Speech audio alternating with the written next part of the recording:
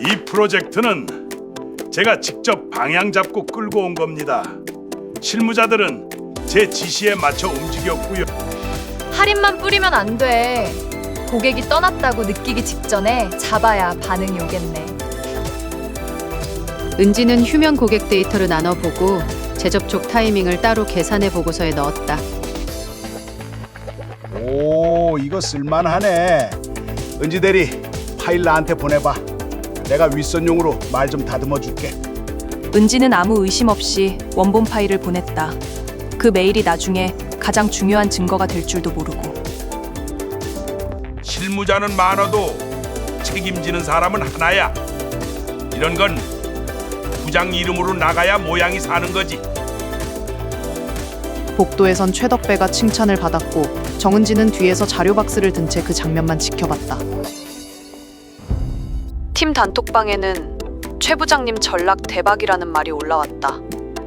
은지 이름은 어디에도 없었다.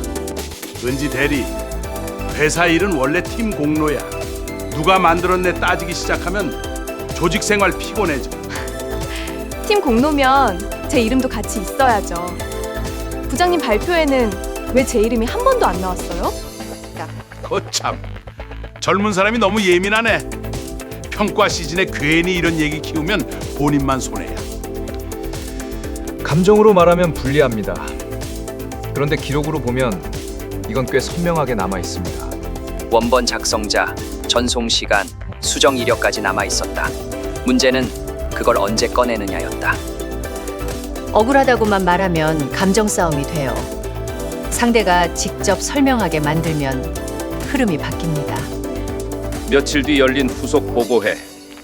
이번 자리엔 최덕배만 믿고 넘어갈 사람이 하나도 없었다. 그럼 21일 재접촉 기준은 왜 나온 건가요? 14일이나 30일이 아니었던 이유가 궁금하네요. 그건 뭐 오래 영업하다 보면 감이 옵니다. 숫자만 보고 일하는 건 아니니까요. 그 설명은 기록과 다릅니다.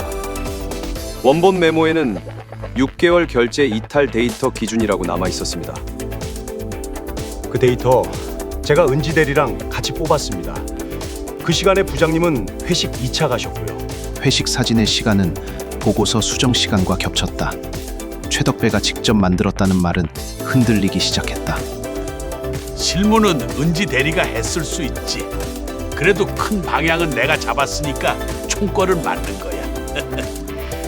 그 큰 방향이 적힌 메일이나 회의록이 있을까요? 구두 지시였다는 말만으로는 부족해 보여요. 반대로 은지 대리님 메일은 17건 있었습니다. 최초 제안부터 수정 요청까지 시간 순으로 맞습니다. 할인을 더 주자는 전략이 아닙니다. 고객이 떠났다고 느끼기 직전에 다시 이유를 만들어주는 구조입니다. 설명은 막힘이 없었고 회의실의 시선도 자연스럽게 최덕배가 아니라 정은지 쪽으로 넘어갔다. 그날 강민호 상무가 내린 결론은 단순했다. 성과를 관리하는 것과 성과를 훔치는 건 다르다는 거였다. 며칠 뒤 프로젝트 담당자 명단이 다시 올라왔다. 이번에는 정은지의 이름이 맨 위에 있었다. 이번에 배웠어요.